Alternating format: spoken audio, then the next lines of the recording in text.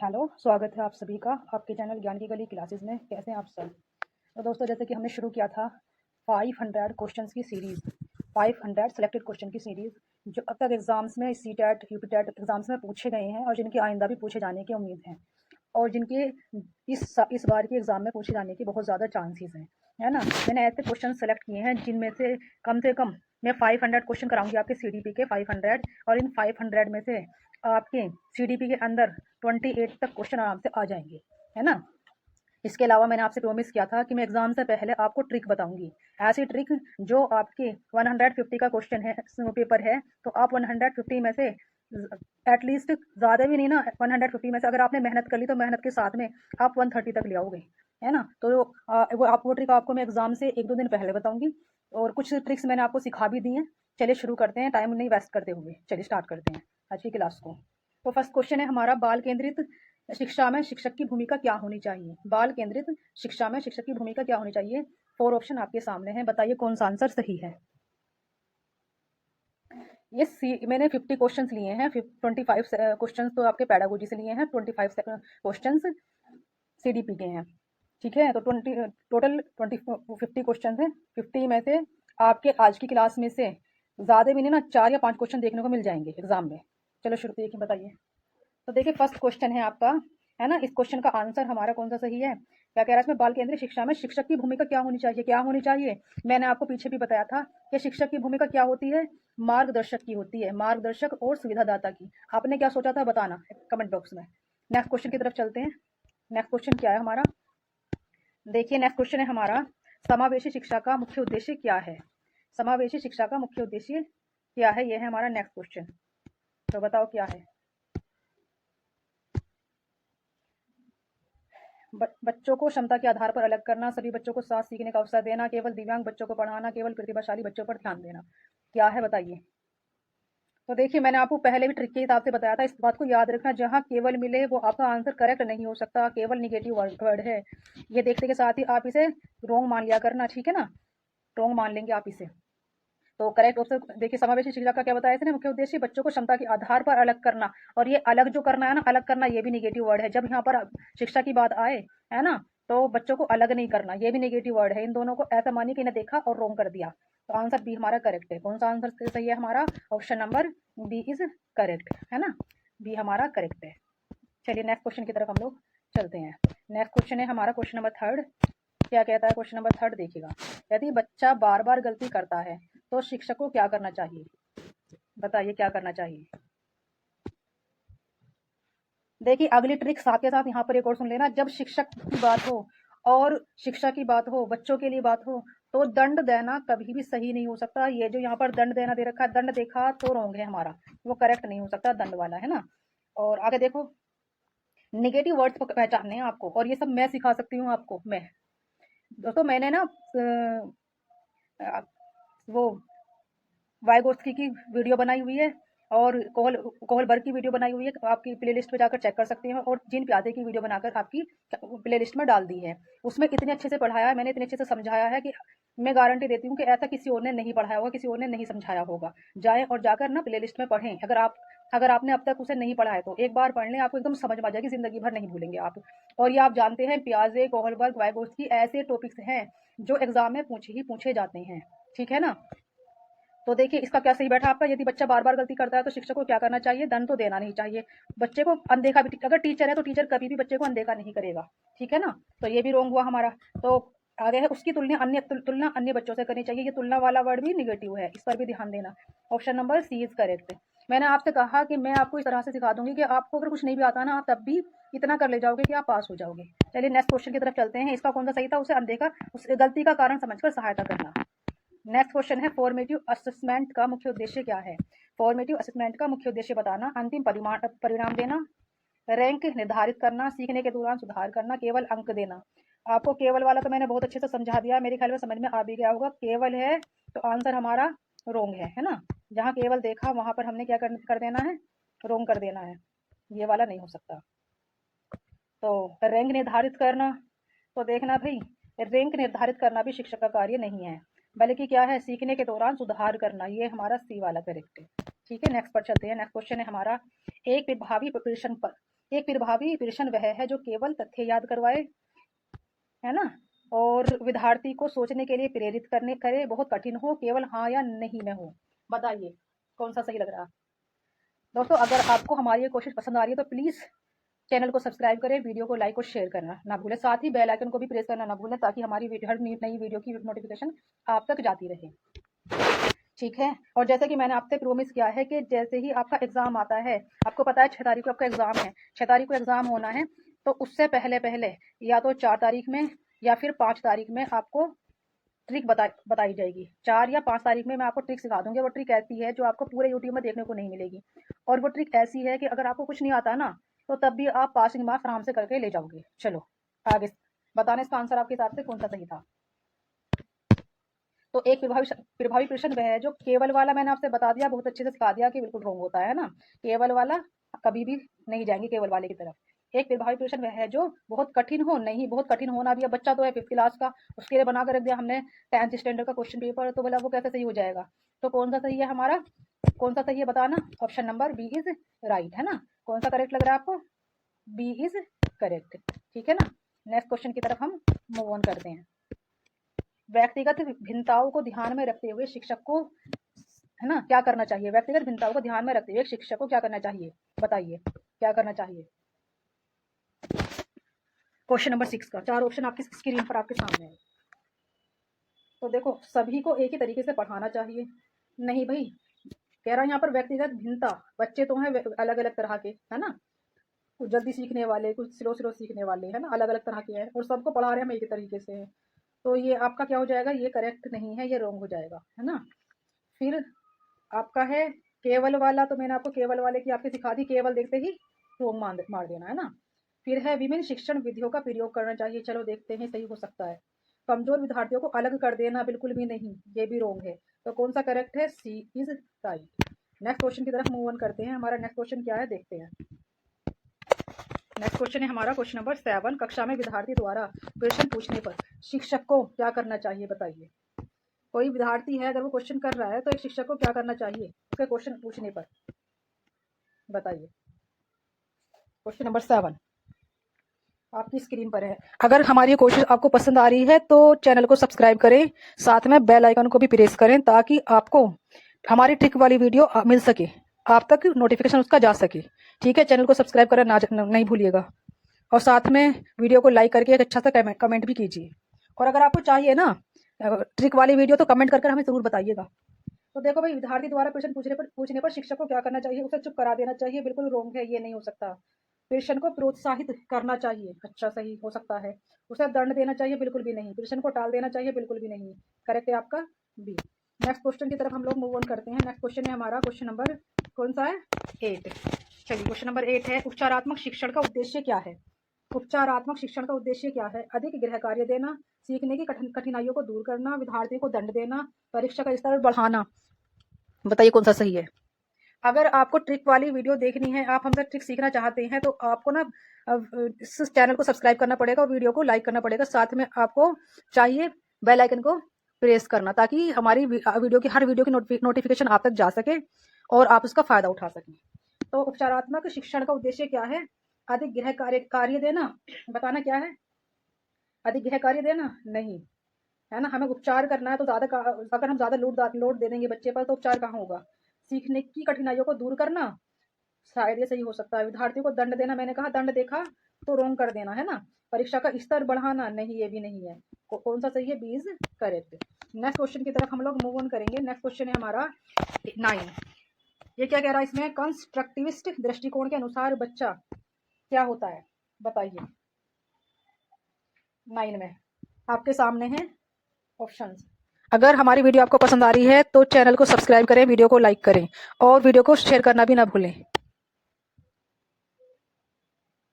देखिए, इस दृष्टिकोण के अनुसार बच्चा क्या है, निष्क्रिय श्रोता नहीं, निष्क्रिय श्रोता नहीं होता। स्वयं ज्ञान का निर्माण करना हो सकता है, केवल शिक्षक से सीखता है, केवल वाला ऐसे भी रोंग, मैंने आपको ट्रिक के हिसाब से बता दिया है। देखो ये ऐसे भी पहचान लिया। और आप ना कंस्ट्रक्टिविस्ट कौन थे, वाइगोत्स्की थे, और कौन थे आपके प्याजे थे, है ना, ये कंस्ट्रक्टिविस्ट थे, है ना। तो ये क्या कहते हैं, प्याजे तो खुद कहते हैं कि बच्चा ज्ञान का निर्माता होता है ना। चलिए आगे नेक्स्ट क्वेश्चन की तरफ चलते हैं। विद्यार्थियों में आलोचनात्मक चिंतन विकसित करने के लिए शिक्षक को क्या करना चाहिए बताइए। 4 ऑप्शन आपके सामने स्क्रीन पर है। देखो कितने अच्छे से आप इनमें से कई क्वेश्चन फ्री में करके ले गए होंगे। केवल देखा तो रोंग कर दिया, ये है ना ट्रिक, ये ना केवल वाली, तो रोंग कर दिया। केवल देखा तो रोंग कर दिया, है ना। अर्धदंड देखा तो रोंग कर दिया। तो हमारा कौन सा सही बच्चा, ये बच्चा है ना। खुले और विचारात्मक प्रश्न पूछने चाहिए। विद्यार्थी को आलोचनात्मक चिंतन विकसित करने के लिए शिक्षक को खुले और विचारात्मक प्रश्न पूछने चाहिए, ये करेक्ट था, है ना। तो कौन सा करेक्ट था, ऑप्शन नंबर ए। अगर आपको इसकी पीडीएफ चाहिए ना तो आपकी पीडीएफ मिल जाएगी, ठीक है। कमेंट बॉक्स में बता दीजिएगा। साथ में हमारा टेलीग्राम का लिंक दिया हुआ है, वहां से भी ले सकते हैं आप, वहां पर मिल जाएगी। सीखने में बच्चों की सक्रिय भागीदारी होती है ना। सीखने में बच्चे की सक्रिय भागीदारी जो होती है वो कैसी होती है, वो क्या करती है बताइए। क्या करती है सीखने में बच्चों की सक्रिय भागीदारी, क्या करती है। ऑप्शन चार, चार आपके सामने है, दो तो ये आपके सामने और दो ये रहे, है ना। ये तो आपने ऐसे ही पहचान लिया होगा कि केवल देखा तो यूं केवल देखते ही से रोंग कर दिया। देख रहा, बाधा डालना, ये बाधा वर्ड है। दंड देना, इन्हें देखकर नेगेटिव वर्ड है, ये सही नहीं होते, ये ऑप्शन सही नहीं होते, है ना। इन दोनों में से कौन सा सही है बताओ। तो इसमें सही है आपका, कौन सा सही है। सीखने को अधिक प्रभावी बनाती है, शिक्षक की भूमिका समाप्त कर देती है। देखो शिक्षक की भूमिका समाप्त कभी नहीं होती, शिक्षक की भूमिका बनी रहती है ना। तो क्या करता है, सीखने को अधिक प्रभावी बनाती है। ऑप्शन ए इज करेक्ट है।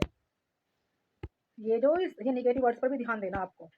अगर हमारी वीडियो आपको पसंद आ रही है ना तो चैनल को सब्सक्राइब करें, वीडियो को लाइक करें और शेयर करना ना भूलें। एक अच्छे शिक्षण अधिगम वातावरण की विशेषता। आप वीडियो को लाइक तक एंड तक देखिएगा, वीडियो लंबी हो सकती है लेकिन इस वीडियो के अंदर अंदर आपको बहुत सारी ट्रिक्स देखने को मिल जाएंगे, बहुत सारे मेथड्स देखने को मिल जाएंगे और बहुत सारे क्वेश्चंस ऐसे हैं जिन्हें सीखने के बाद, जिन्हें याद करके, जिन्हें समझकर आप एग्जाम हॉल में जाएंगे तो आपको डायरेक्ट देखने को मिलेंगे वो एग्जाम हॉल में, और आप देखते ही खुश हो जाएंगे कि हाँ भी हमने तो ये वहां पढ़ा था, तो हमें आता है। एक अच्छे शिक्षण अधिगम वातावरण की विशेषता बताओ। चारों ऑप्शन आपके सामने स्क्रीन पर है। देखो केवल देखा रूम कर दिया, ये कठोर, कठोर वर्ड ये भी नेगेटिव है ना। देखो कितनी सारी ट्रिक मैंने आपको ऐसे ही सिखा दी है, और वो ट्रिक जिसकी मैं बात करी वो बहुत खास है, बहुत इंपॉर्टेंट है। मैं हवा में बातें नहीं कर रही, आपको बहुत सारी चीजें मैं सिखा रही हूँ, है ना। और अगर आपने वाइगोत्स्की अभी तक नहीं पढ़ा है, प्याजे अभी तक नहीं पढ़ा है, तो हमारे प्लेलिस्ट में जाइए, हमारे वीडियो को खोलिए, हमारे चैनल पर जाइए, वहां पर प्लेलिस्ट पड़ी हुई है, प्लेलिस्ट को खोलिए, उसमें आपको सब मिल जाएगा, वहां जाकर पढ़िएगा। और इससे पहले मैंने और वीडियो बनाई हुई है, उसमें 50 क्वेश्चन से सोल्व कराए हैं, जिनके अंदर कई क्वेश्चन ऐसे हैं जो आपको डायरेक्ट एग्जाम में मिलेंगे, वहां पर भी कई ट्रिक्स सिखाई गई हैं, जाइए उसे देखिएगा। तो प्रश्न पूछने और विचार व्यक्त करने की स्वतंत्रता, ये करेक्ट है ना। देखो भय, ये भी नेगेटिव वर्ड है। कितने सारी चीजें मैंने आपको सिखा दी यहाँ पर ऐसी। नेक्स्ट क्वेश्चन है 13, बताओ कौन सा सही है इनमें से। विद्यार्थी की गलतियों को शिक्षक को क्या करना चाहिए। एक विद्यार्थी है, वो गलती करता है तो शिक्षक को क्या करना चाहिए बताइए। अगर वो गलती कर रहा है तो क्या करना चाहिए। देखो उसे ऐसा, उसकी गलतियों को असफलता नहीं मानना चाहिए। अगर कोई बच्चा है और वो गलती ही नहीं करेगा, किसी काम को करने की कोशिश ही नहीं करेगा, तो वो आगे कैसे बढ़ेगा। अभी जब कोई वो शुरू करेगा तो वो शुरू शुरू में गलतियां करेगा तब फिर उन्हें सुधारेगा, है ना। यानी सफलता की कुंजी क्या है, पहले असफलता, है ना। यानी कोई एकदम सफल नहीं हो जाता, पहले उसे कई बार गिरना पड़ता है, कई बार उठना पड़ता है। जैसे आप बच्चे थे, आपने चलना शुरू किया तो आप डायरेक्ट ऐसे दौड़ने नहीं लगे, पहले आपने बैठना सीखा, फिर खड़ा होना सीखा, फिर चलना सीखा, फिर दौड़ना सीखा, ठीक है ना। तो उस कोशिश में आप कई बार गिरे थे, कई बार उठे थे, कई बार संभले थे आप, ठीक है। क्या करना चाहिए, 13 वाले क्वेश्चन का आंसर बताइए। देखो सीखने के संकेत के रूप में देखना चाहिए, अनुशासनहीनता मानना चाहिए, नहीं ये रोंग है आपका, है ना। दंड का आधार बनाना चाहिए, ये भी आपका रोंग है। नेक्स्ट क्वेश्चन की तरफ हम लोग मूव करते हैं।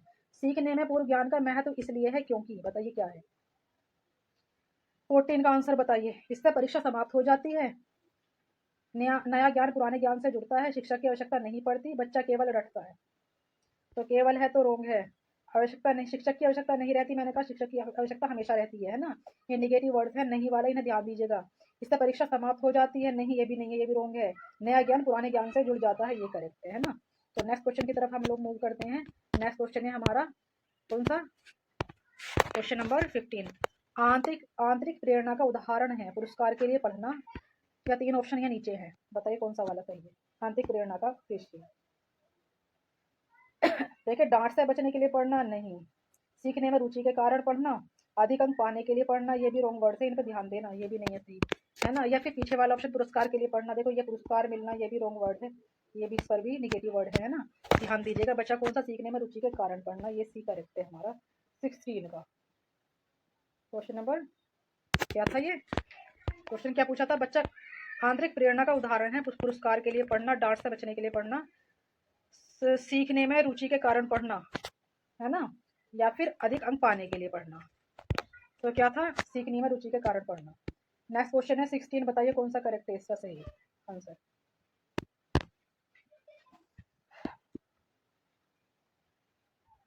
देखो, केवल एक उत्तर स्वीकार करना, केवल पुस्तक के उत्तर करवाना, गलत उत्तरों को दंडित करना, ये दंडित करना, है ना। तो कौन सा ऑप्शन सही है हमारा, बी इज करेक्ट है। कौन सा सही था 16 का, बी इज करेक्ट था, ये हमारा बी वाला करेक्ट था। नेक्स्ट क्वेश्चन की तरफ चलते हैं 17। तो बताइए कन्वर्जेंट थिंकिंग का मुख्य उद्देश्य क्या है। क्या है भाई 18 का आंसर सर बताइए सही क्या है। देखो, कल्पना करना नहीं है, नए क्वेश्चन बनाना ये भी नहीं है, अनेक उत्तर प्राप्त करना ये भी नहीं है, बल्कि बी सही है ना। नेक्स्ट क्वेश्चन की तरफ चलिए, जल्दी जल्दी कर लेते हैं, है ना, नहीं तो वीडियो बहुत लंबी हो जाएगी। यदि विद्यार्थी किसी अवधारणा को नहीं समझ पा रहा तो शिक्षक को पहले क्या करना चाहिए, उसे कम अंक देने चाहिए, उसे डांटना चाहिए, उसकी कठिनाइयों का कारण समझना चाहिए, उसे कक्षा से बाहर भेजना चाहिए। बताइए क्या है।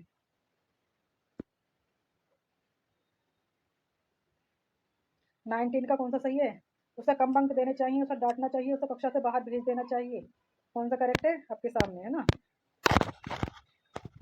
देखो, मैंने आपसे कहा है कि मैं आपको टिक सिखाऊंगी एग्जाम से पहले, तो आपको ना वीडियो चैनल को सब्सक्राइब करना है और वीडियो को लाइक एंड शेयर करना है, बस इतना करना है। प्रभावी अधिगम में सबसे अधिक महत्वपूर्ण है निष्क्रिय सुनना, सक्रिय सहभागिता, केवल नोट्स, केवल केवल। बताइए कौन सा सही है, निष्क्रिय सुनना, सक्रिय सहभागिता। नेक्स्ट क्वेश्चन पर आइए, विलोम्स टैक्सोनॉमी में उच्च स्तरीय चिंतन का उदाहरण बताइए क्या है। विलोम्स टैक्सोनॉमी, देखिए विश्लेषण करना, है ना। नेक्स्ट क्वेश्चन की तरफ चलते हैं। एक शिक्षक को विद्यार्थियों की विविधता को समस्या मानना चाहिए, नजरअंदाज करना चाहिए। चलो, ये तो मैंने यहीं पे बता दिया कि दोनों रॉन्ग है।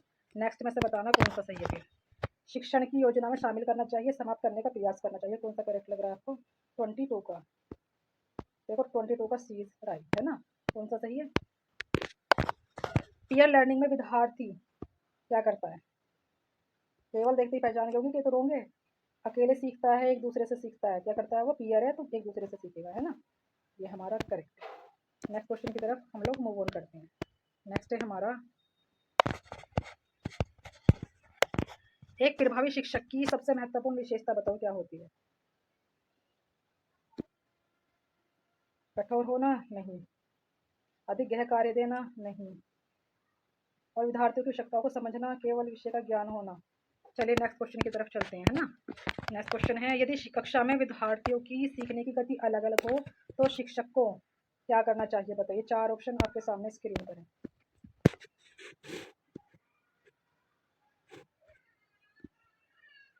सभी को बिल्कुल समान सहायता देनी चाहिए। क्या करना चाहिए बताइए, नहीं। धीमे विद्यार्थियों को नजरअंदाज करना चाहिए, नहीं। केवल नहीं, सी इज राइट। क्या करना चाहिए इसे इसमें बताइए, है ना, आवश्यकता के अनुसार अलग अलग सहायता देनी चाहिए। ठीक है, तो कौन सा करेक्ट था हमारा इसका, सी इज करेक्ट था। नेक्स्ट क्वेश्चन की तरफ मूव ऑन करते हैं। नेक्स्ट क्वेश्चन इज, देखो 25 पैडोलॉजी के कराए थे मैंने, और अब हैं सीडीपी के 25 क्वेश्चन। बाल विकास की प्रकृति, सबसे फर्स्ट क्वेश्चन है इसका, बाल विकास की प्रकृति कैसी होती है। बताइए कौन सी कैसी होती है। देखिए, अचानक होने वाली ये नहीं है, केवल शारीरिक नहीं, सभी बच्चों को समान नहीं, बल्कि सभी बच्चे समान नहीं होते, बल्कि कैसे होते हैं, निरंतर और क्रमिक होती है ना। सभी बच्चे जो होते हैं वो निरंतर गति से चलते हैं, और उनकी जो विकास होता है वो क्रमिक होता है। चलो, विकास को प्रभावित करने वाले प्रमुख कारक बताओ कौन कौन से हैं। 4 ऑप्शन आपके सामने। अगर आपको हमारी कोशिश पसंद आ रही है तो चैनल को सब्सक्राइब करें, वीडियो को शेयर करना ना भूलें।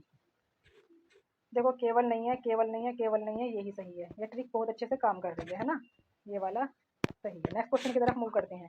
प्याजे के अनुसार बच्चा ज्ञान का निर्माण करता है, वो बच्चा ज्ञान का निर्माता होता है। तो बताइए, 4 ऑप्शन आपके सामने स्क्रीन पर। देखो, आपको एग्जाम से पहले टिक सिखाई जाएगी, उसके लिए आपको चैनल को सब्सक्राइब करना है और इस वीडियो को शेयर करना है और अपने दोस्तों से कहना है इस चैनल को सब्सक्राइब करने के लिए। ठीक है, केवल नहीं, केवल नहीं, केवल नहीं, कौन सा सही है, ये सही है। इसी से काम नहीं चलेगा, बहुत सारी ट्रिक्स हैं, और 2-3 ट्रिक्स तो ऐसी हैं आपको जो आपको कोई और सिखा ही नहीं सकता।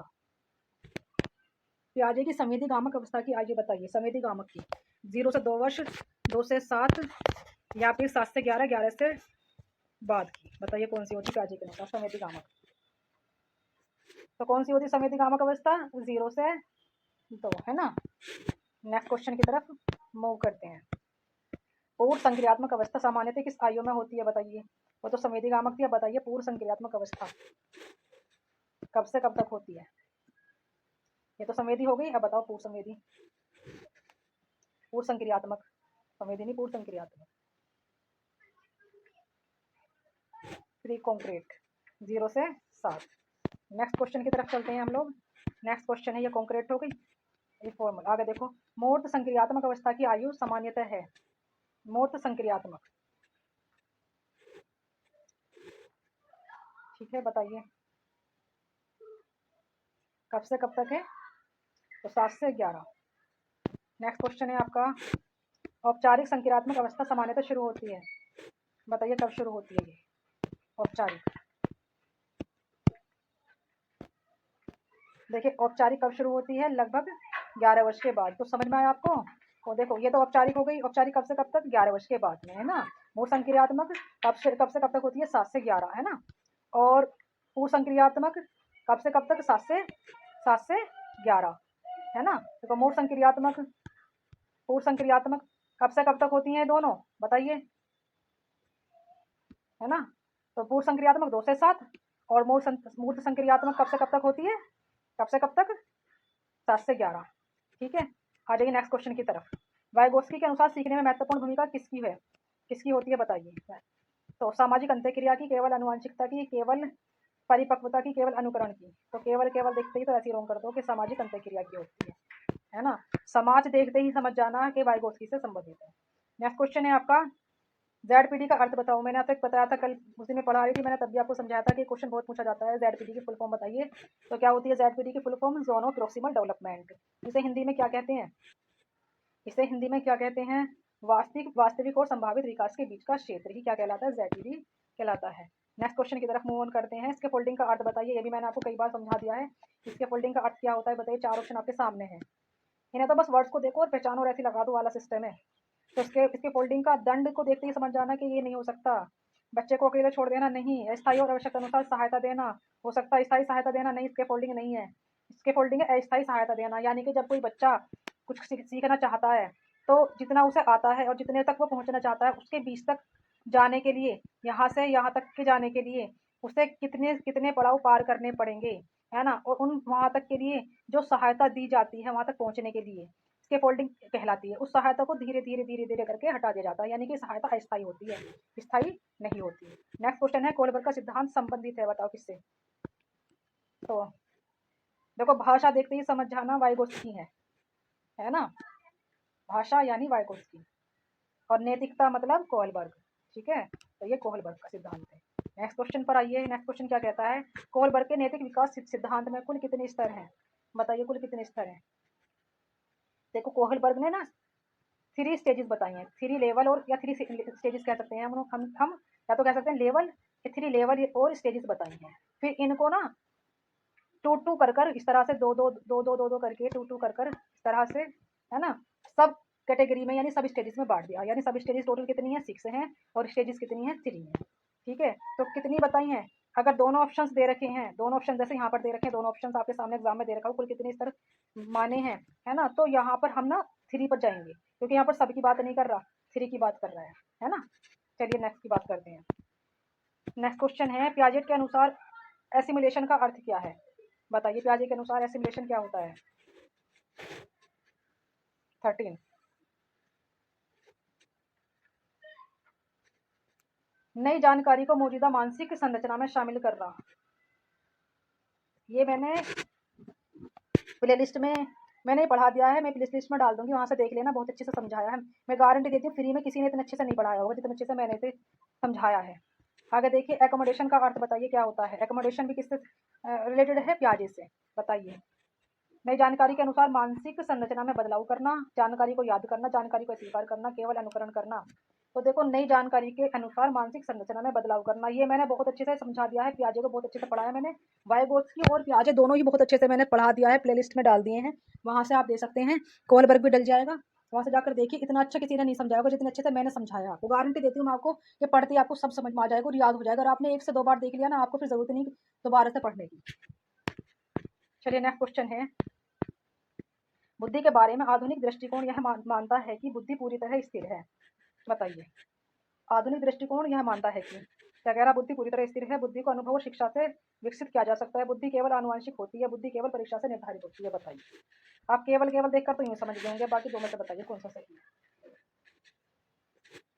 बुद्धि पूरी तरह स्थिर नहीं होती, बुद्धि पूरी तरह स्थिर नहीं होती, बुद्धि को अनुभव और शिक्षा से विकसित किया जा सकता है। कौन सा करेक्ट है, ये करेक्ट है ना। नेक्स्ट क्वेश्चन की तरफ मूव करते हैं। नेक्स्ट क्वेश्चन है, सृजनात्मकता का प्रमुख लक्षण बताइए। क्या होता है सृजनात्मकता का प्रमुख लक्षण। 4 ऑप्शन आपके सामने है। अगर आपको वीडियो पसंद आ रही है तो चैनल को सब्सक्राइब करें, वीडियो को लाइक करें और शेयर करना भी ना भूलें। देखो, केवल अनुकरण करना, केवल याद करना, नए और मौलिक विचार उत्पन्न करना, एक ही तरीके से समस्या हल करना। बताइए क्या है। अगर वो देखो, अगर वो एक ही तरीके से समस्या को हल करेगा तो सृजन कहाँ कर रहा है। सृजन का मतलब तो नए नए तरीके से है ना, तो इसका बी करेक्ट है।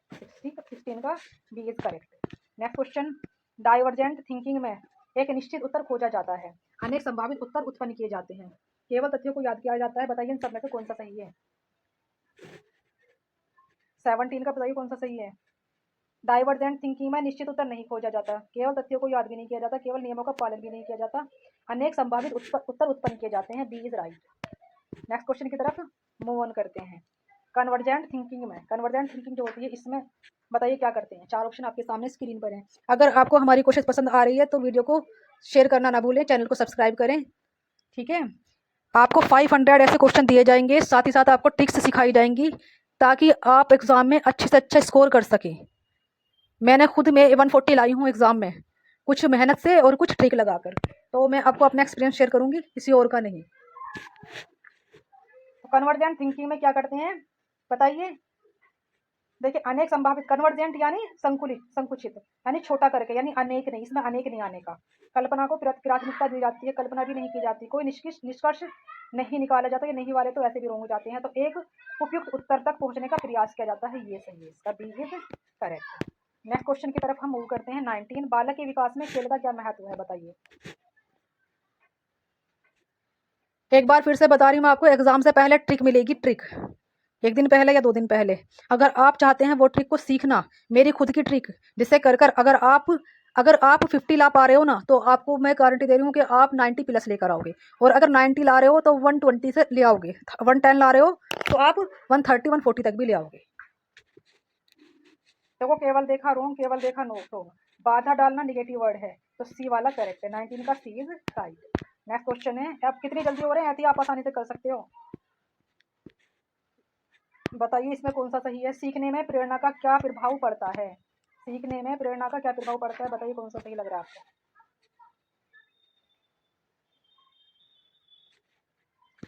देखिए, आप ना अपने दोस्तों को शेयर करिए हमारी वीडियो को, ताकि थोड़ा सा तो हमें भी मोटिवेशन मिले ना। अगर शेयर करोगे आप तो वो लोग सिर्फ क्या करेंगे, सब्सक्राइब करेंगे ना, तो उनका कुछ जाएगा नहीं, आपका कुछ जाएगा। और ऐसा भी नहीं कि आप मुझे कुछ दे दोगे, बस एक सब्सक्रिप्शन तो चाहिए आपसे, और एक प्यारा सा लाइक, प्यारा सा कमेंट चाहिए, और कुछ नहीं चाहिए आपसे। इतनी मेहनत के बाद आप इतना तो कर सकते हो ना। सीखने में प्रेरणा, प्रेरणा यानी मोटिवेशन। तो मोटिवेशन में देखो, सीखना रुक जाता है, अगर मोटिवेट हो गए तो सीखना कैसे रुक सकता है। नहीं, केवल देखकर तो ऐसे ही, नहीं देखकर तो ऐसे ही। तो क्या होगा, सीखने की रुचि और प्रयास बढ़ जाते हैं। कितनी सारे ट्रिक्स यहाँ पर ही सिखा दिए मैंने आपको। व्यक्तिगत भिन्नताओं का अर्थ है, व्यक्तिगत भिन्नताओं का अर्थ है, क्या अर्थ है बताइए।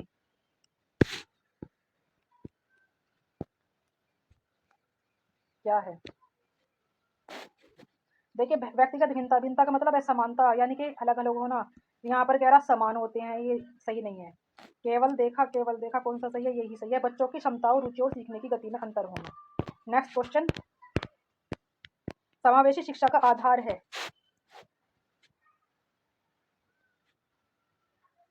चार ऑप्शन आपके सामने स्क्रीन पर है, बताइए कौन सा सही है। देखिए, ये रोंग है। कमजोर बच्चों को अलग करना, देखो ये जो होता है ना, अलग करना, ये इस तरह के वर्ड आ जाए तो ये भी रोंग है। अलग अलग कक्षाएं बनाना रोंग है, बी इज करेक्ट है ना। कौन सा सही था हमारे इसका, बी इज करेक्ट। ठीक है,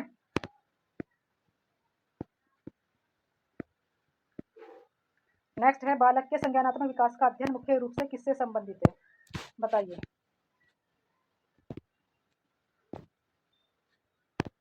किससे संबंधित है? दो तो ये आपके सामने स्क्रीन पर हैं और दो हैं नीचे, ये रहे। बताइए कौन सा सही है।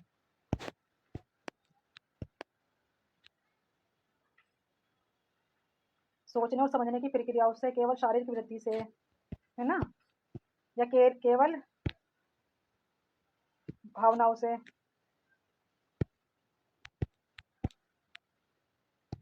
तो कौन सा सही है इसका 23 का?